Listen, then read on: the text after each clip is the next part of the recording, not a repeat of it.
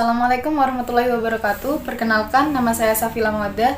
Di sini saya akan mempresentasikan hasil makalah yang telah saya susun, yang berjudul Ta'aruf Perkuliahan Pancasila Indonesia Selayang Pandang. Sebelum masuk materi, kita harus mengetahui apa itu ta'aruf perkuliahan. Ta'aruf perkuliahan adalah pengenalan awal bagi mahasiswa baru dalam memasuki dunia kampus, supaya mahasiswa dapat berjuang serta bertanggung jawab dalam menghadapi berbagai masalah yang akan terjadi di dunia perkuliahan. Pada subbab pertama, saya akan menjelaskan mengenai Pancasila sebagai dasar negara. Pancasila sebagai dasar negara, sebelumnya kita harus mengetahui proses pembentukan dasar negara tersebut. Awal mulanya pembentukan dasar negara tersebut dibentuk karena Perdana Menteri Jepang yang memberikan janji kepada Indonesia untuk janji kemerdekaan kepada Indonesia dengan membentuk BPUPKI. Kemudian BPUPKI ini beranggotakan 63 orang yang diketuai oleh Dr. Rajiman Widyadiningrat dan dilantik tanggal 28 Mei 1945 yang melibatkan sehari setelah pelantikan tersebut, BPUPKI mengadakan sidang pertamanya yang melibatkan beberapa tokoh untuk menyampaikan usulan gagasan dasar Indonesia. Di antaranya tokoh-tokoh tersebut ialah Muhammad Yamin dan tokoh-tokoh Islam Dr. Supomo, Bapak Supomo, dan Insinyur Soekarno. Muhammad Yamin pada usulannya menyampaikan usulan secara tertulis. Yang pertama, ketuhanan yang Maha Esa. Yang kedua, kebangsaan persatuan Indonesia. Yang ketiga, rasa kemanusiaan yang adil dan beradab. Yang keempat, kerakyatan yang dipimpin oleh hikmat kebijaksanaan dalam permusyawaratan perwakilan. Dan yang kelima, keadilan sosial bagi seluruh rakyat Indonesia. Tokoh yang kedua yakni tokoh-tokoh Islam, diantaranya Kiai Haji Wahid Hasyim, Ki Bagus Hadikusumo, dan Kiai Haji Ahmad Muzakir, menyatakan agar dasar negara yang nantinya disepakati adalah dasar Islam. Namun Bung Hatta tidak menyetujuinya karena Bung Hatta berpikir bahwa memisahkan urusan agama dan urusan negara. Yang ketiga adalah Bapak Supomo. Bapak Supomo dalam usulannya juga menyetujui pendapat Bung Hatta tentang memisahkan urusan agama dan urusan negara. Dasar negara yang diusulkan Supomo yakni yang pertama persatuan, yang kedua kekeluargaan, yang ketiga keseimbangan, yang keempat musyawarah, dan yang kelima semangat gotong royong. Yang keempat, Bapak Insinyur Soekarno. Pada tanggal 1 Juni 1945, beliau mengusulkan dasar negara yang terdiri dari 5 prinsip, yakni nasionalisme, internasionalisme, mufakat, dan kesejahteraan sosial, juga ketuhanan yang Maha Esa. Pada pidato Soekarno tanggal 1 Juni menyampaikan bahwa banyaknya prinsip ada 5 bilangan yang disebut Pancasila. Setelah menyelesaikan sidang tersebut, BPUPKI membentuk kembali Panitia 9 guna merumuskan kembali hasil sidang BPUPKI pertama yang beranggotakan 4 orang mewakili golongan kebangsaan dan 4 orang mewakili golongan Islam yang diketuai oleh Insinyur Soekarno. Terbentuknya Panitia 9 untuk merumuskan kembali Pancasila sebagai dasar negara dan menjadikan dokumen sebagai teks yang memproklamasikan kemerdekaan. Pada tanggal 22 Juni 1945, rencana mereka disetujui dan lahirlah Piagam Jakarta. Isi Piagam Jakarta yang pertama yaitu ketuhanan dengan kewajiban menjalankan syariat Islam bagi pemeluk-pemeluknya. Yang kedua, kemanusiaan yang adil dan beradab. Yang ketiga, persatuan Indonesia. Yang keempat, kerakyatan yang dipimpin oleh hikmat kebijaksanaan dalam permusyawaratan perwakilan. Yang kelima, keadilan sosial bagi seluruh rakyat Indonesia. Namun, sila pertama tersebut tidak disetujui oleh Nijizima. Pasalnya, Nijizima menyampaikan bahwa di Indonesia, keyakinan di Indonesia tidak hanya agama Islam, akan tetapi terdapat juga agama-agama yang lain. Dan Nijizima mengusulkan bahwa sila tersebut diganti. Kemudian Muhammad Hatta menyetujui dan 3 tokoh lainnya bergegas merubah kalimat tersebut menjadi ketuhanan yang Maha Esa, dan tersusunlah Pancasila dengan sila yang pertama yaitu ketuhanan yang Maha Esa, yang kedua kemanusiaan yang adil dan beradab, yang ketiga persatuan Indonesia, yang keempat kerakyatan yang dipimpin oleh hikmat kebijaksanaan dalam permusyawaratan perwakilan, dan yang kelima keadilan sosial bagi seluruh rakyat Indonesia. Pada subbab kedua, pendidikan Pancasila di perguruan tinggi. Sebagai warga negara Indonesia, sudah pasti kita pernah mengenal dan mempelajari pendidikan budi pekerti, pendidikan Pancasila, dan kewarganegaraan, dan juga sebagainya. Walaupun demikian, apa kita sudah benar-benar memahami pendidikan Pancasila tersebut? Hal tersebut dapat memberikan kesan yang berbeda-beda pada setiap individu dalam menerima pembelajaran dan pelajaran terkait nilai-nilai Pancasila. Hal tersebut dapat menunjukkan akan adanya perbedaan dalam pemahaman pendidikan Pancasila di perguruan tinggi. Dalam perjalanan sejarahnya bangsa negara kita, sesungguhnya nilai-nilai Pancasila sebagai pandangan hidup bangsa, Pancasila sudah terwujudkan nilai-nilainya sebelum Pancasila dirumuskan sebagai satu sistem nilai.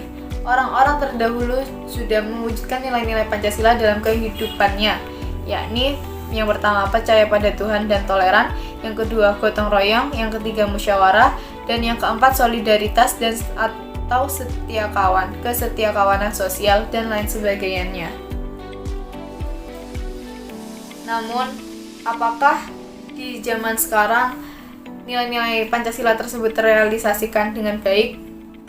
Apakah tata kelola negara melaksanakan nilai-nilai tersebut dengan baik pula? Saat ini banyak sekali perilaku yang sudah menyimpang dari nilai-nilai Pancasila, dan sungguh perilaku tersebut hanya bisa merugikan juga sebagai bentuk penghinaan suatu kemerdekaan yang telah diperjuangkan selama ratusan tahun. Banyak bermunculan masalah-masalah di Indonesia dapat menggoyahkan nilai-nilai Pancasila dalam berbangsa dan bernegara. Masalah-masalah tersebut bermunculan karena kurang perhatiannya setiap individu dalam melangsungkan kehidupan berbangsa dan bernegara.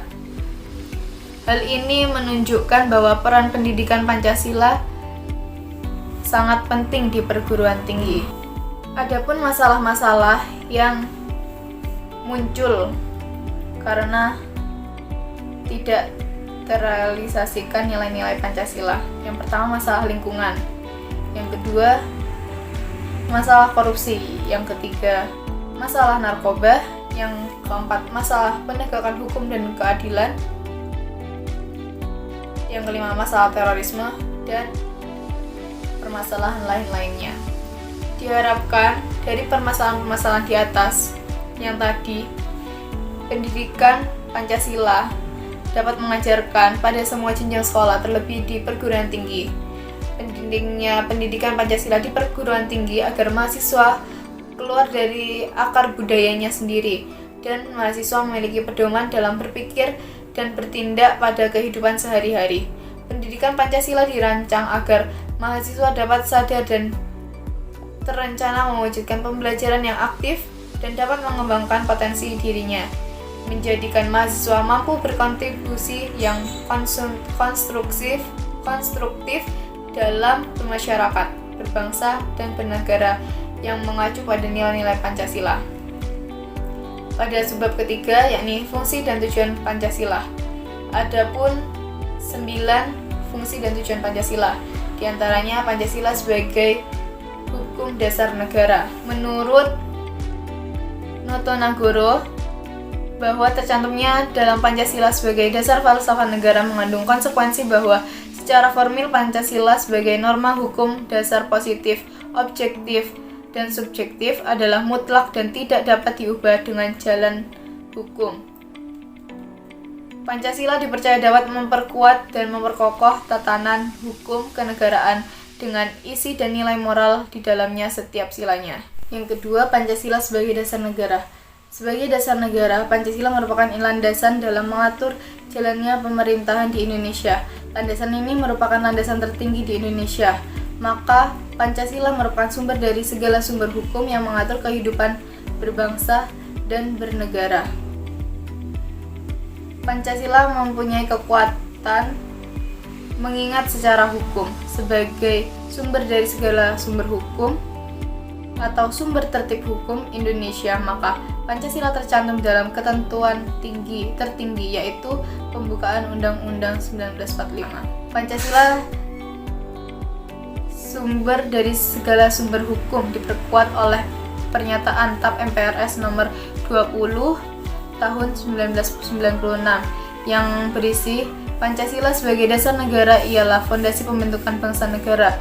Yang kedua, Pancasila sebagai dasar negara ialah cita negara dan cita hukum yang berkembang menjadi stats fundamental norm, bersifat konstitutif dan regulatif. Yang ketiga, Pancasila sebagai dasar negara merupakan asas dari hukum positif yang berlaku di NKRI. Yang keempat, Pancasila sebagai dasar negara menjiwai Undang-Undang Dasar 1945 dalam penyelenggaraan negara dan menata kehidupan bermasyarakat dan bernegara.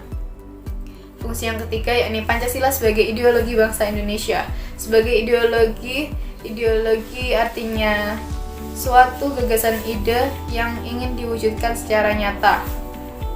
Menurut Sastra Pratejo, ideologi mengandung 3 unsur, yakni adanya suatu penafsiran terhadap kenyataan, yang kedua memuat seperangkat nilai-nilai moral, yang ketiga memuat suatu orientasi suatu tindakan. Manfaat ideologi bangsa yaitu yang pertama, mampu memandang persoalan-persoalan yang dihadapinya dengan memecahkan persoalan yang sedang dihadapinya. Yang kedua, memiliki pegangan untuk memecahkan masalah-masalahnya baik di bidang politik, ekonomi, sosial, dan budaya. Yang ketiga, mempunyai pedoman bagaimana bangsa itu membangun bangsanya sendiri. Fungsi yang keempat adalah Pancasila sebagai pandangan hidup bangsa Indonesia. Sebagai pandangan hidup sangat diperlukan bagi suatu bangsa dan negara. Pandangan hidup merupakan pegangan atau petunjuk bagi makhluk sosial dalam menjalani kehidupan sehari-hari untuk mencapai kesejahteraan masyarakat Indonesia. Pancasila sebagai pandangan hidup memiliki peran dan fungsi di antaranya membuat bangsa Indonesia berdiri kokoh dan memiliki daya tahan terhadap ancaman, hambatan, dan gangguan. Yang kedua, menunjukkan arah tujuan yang akan dicapai sesuai cita-cita bangsa. Yang ketiga, mampu memberi kemampuan untuk menyaring budaya asing yang masuk melalui iptek. Dan yang keempat, mendorong timbulnya semangat berbangsa dan bernegara. Pancasila sebagai jiwa bangsa Indonesia. Pancasila sebagai jiwa bangsa Indonesia berarti tata nilai bangsa Indonesia yang diyakini kebenarannya, sehingga menghasilkan tekad dan kekuatan atau sumber motivasi secara intrinsik dalam membimbing bangsa Indonesia untuk mempertahankan keberadaannya, serta dalam mengajarkan kehidupan lahir batin yang makin luhur. Dalam fungsi yang keenam yakni Pancasila sebagai kepribadian bangsa Indonesia. Sebagai kepribadian bangsa artinya Pancasila mempunyai ciri khas. Pancasila memberi corak khas pada bangsa dan tidak dapat dipisahkan dari bangsa Indonesia, dan merupakan ciri khas yang membedakan bangsa Indonesia dengan bangsa lainnya. Fungsi yang ketujuh yakni Pancasila sebagai perjanjian luhur. Supomo menyatakan bahwa Piagam Jakarta atau Pancasila benar-benar merupakan perjanjian moral yang sangat luhur. Pancasila sebagai perjanjian luhur maksudnya Pancasila telah disetujui oleh wakil-wakil rakyat menjelang dan sesudah proklamasi kemerdekaan. Perjanjian luhur ini merupakan perjanjian yang didasarkan kepada tujuan yang sama untuk keselamatan dan kemerdekaan kehidupan negara Kesatuan Republik Indonesia. Fungsi yang ke-8 yakni Pancasila sebagai falsafah hidup bangsa. Fungsi Pancasila sebagai falsafat dalam kehidupan masyarakat, yakni sebagai pedoman hidup bangsa Indonesia, melandasi semua pola kehidupan yang hakiki. Fungsi yang ke-9 yakni Pancasila sebagai cita-cita dan tujuan bangsa Indonesia. Pancasila tidak hanya menjadi dasar hubungan antara warga negara dengan negaranya, melainkan juga sebagai wujud cita-cita dan tujuan bangsa. Menurut Isriadi, Pancasila sebagai cita-cita dan tujuan bangsa bermakna bahwa Pancasila perlu dijadikan sebagai acuan dalam mengarahkan tujuan bangsa dan bernegara. Subbab keempat adalah tentang implementasi nilai-nilai Pancasila terhadap kehidupan sehari-hari. Pengimplementasian Pancasila harus datang dari diri sendiri, berarti bahwa Pancasila memiliki sebuah kebutuhan dalam kehidupan berbangsa dan bernegara. Ini tidak semata-mata muncul dengan sendirinya, harus ada upaya yang kita capai untuk mengimplementasikannya. Adapun penerapan atau pengimplementasian nilai-nilai Pancasila sebagai berikut. Yang pertama, nilai ketuhanan yang Maha Esa. Sila pertama ini mengandung nilai luhur yang berkaitan dengan ketuhanan. Berikut contoh penerapan atau pengimplementasian nilai Pancasila sila pertama, yakni selalu taat dan tertib saat menjalankan ibadah. Yang kedua, membina kerukunan antar umat beragama. Yang ketiga, tidak memaksakan keyakinan pada orang lain. Dan yang keempat, tidak mengganggu orang saat sedang beribadah. Pada sila kedua, kemanusiaan yang adil dan beradab, mengandung nilai-nilai penghormatan kepada sesama makhluk sosial meskipun terdapat banyak perbedaan. Penerapan pada sila kedua ini yakni membantu sesama makhluk sosial yang sedang tertimpa musibah. Yang kedua, bersikap adil dan tidak membeda-bedakan. Yang ketiga, menghargai setiap perbedaan yang ada. Yang keempat, bersikap toleransi kepada semua orang. Yang kelima, tidak bersikap semena-mena kepada teman ataupun orang lain. Yang nilai ketiga, Persatuan Indonesia. Sila ketiga Persatuan Indonesia mengandung nilai-nilai yang menyatukan banyaknya perbedaan suku, agama, ras, dan budaya. Adapun contoh penerapan nilai Pancasila sila ketiga yakni gotong royong dan ataupun kerja bakti membersihkan lingkungan. Yang kedua, bangga memakai produk dalam negeri. Yang ketiga, menghargai dan menghormati teman sebaya. Yang keempat, saling membantu tanpa adanya membeda-bedakan. Yang kelima, tidak menyombongkan diri sendiri. Nilai yang keempat yakni kerakyatan yang dipimpin oleh hikmat kebijaksanaan dalam permusyawaratan perwakilan. Sila keempat mengandung nilai demokrasi, musyawarah untuk mencapai mufakat. Indonesia wajib menjunjung tinggi keputusan yang dicapai dari hasil dari musyawarah.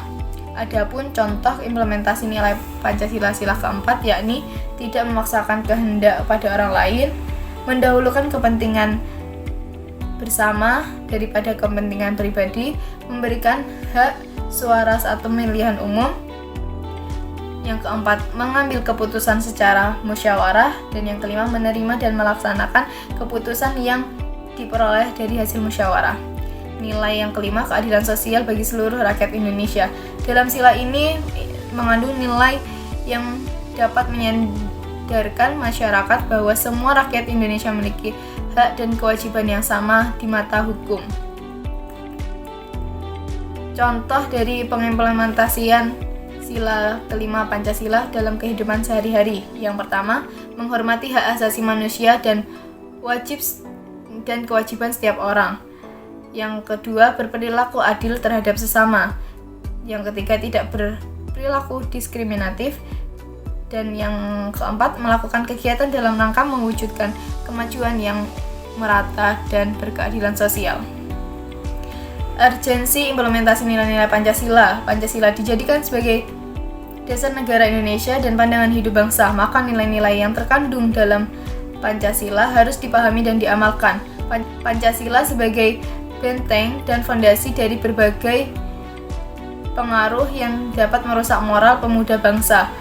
Untuk menghindari perilaku tersebut, sebagai pemuda kita harus mengamalkan nilai-nilai Pancasila.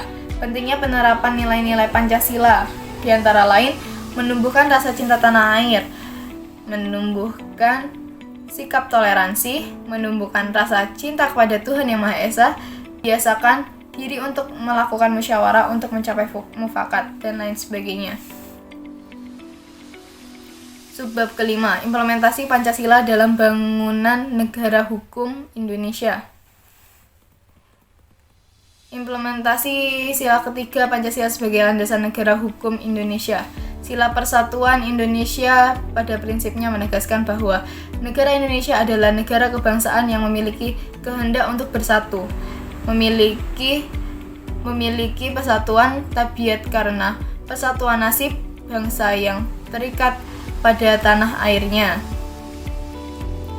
Dengan nilai-nilai yang terkandung pada sila ketiga ini diwujudkan dalam pasal-pasal di Undang-Undang Dasar Negara Republik Indonesia tahun 1945. Maka semua peraturan perundang-undangan harus menjamin keutuhan ideologi dan teritori bangsa negara Indonesia dengan tujuan untuk melindungi segenap bangsa dan seluruh tumpah darah Indonesia. Penjabaran nilai sila ketiga terdapat pada Undang-Undang Dasar 1945 Pasal 1 Ayat 3 yang menegaskan bahwa Indonesia adalah negara hukum. Dan pada Pasal 1 Ayat 2 ditegaskan kembali bahwa Indonesia menganut dua prinsip sekaligus, yakni demokrasi dan nomokrasi.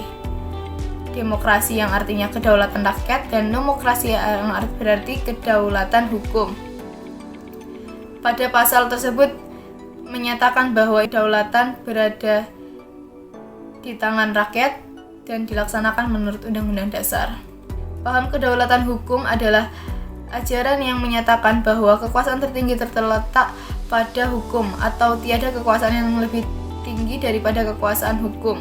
Undang-Undang Negara Republik Indonesia tahun 1945 menyatakan bahwa demokrasi merupakan manifestasi kedaulatan rakyat berupa penyerahan rakyat untuk mengambil keputusan-keputusan politik dalam kehidupan berbangsa dan bernegara. Sedangkan nomokrasi adalah penyerahan kepada hukum untuk menyelesaikan berbagai pencederaan terhadap demokrasi dan hak-hak rakyat. Kesimpulannya, Pancasila sebagai dasar negara mempunyai makna sebagai pedoman hidup. Nilai Pancasila juga merupakan nilai falsafat yang dijadikan aturan bagi norma di Indonesia. Pada zaman ini diperlukan adanya penegasan dan penanaman nilai Pancasila agar kedudukannya sebagai dasar negara tidak hilang. Maka dari itu, penerapannya harus ada kapanpun dan dimanapun lingkungannya. Harus diajarkan di jenjang sekolah maupun hingga perguruan tinggi. Kita sebagai penerus bangsa Indonesia harus menerapkan nilai Pancasila di kehidupan sehari-hari. Jangan sampai salah arah. Kita harus menerapkan nilai serta norma tersebut guna menghargai jasa para pahlawan yang telah berjuang tanpa mengenal lelah dan putus asa. Demikian presentasi singkat dari saya. Apabila ada kesalahan tutur kata maupun perilaku, saya mohon maaf. Dan apabila berkenan, saya meminta kritik dan saran kepada para pendengar. Terima kasih. Wassalamualaikum warahmatullahi wabarakatuh.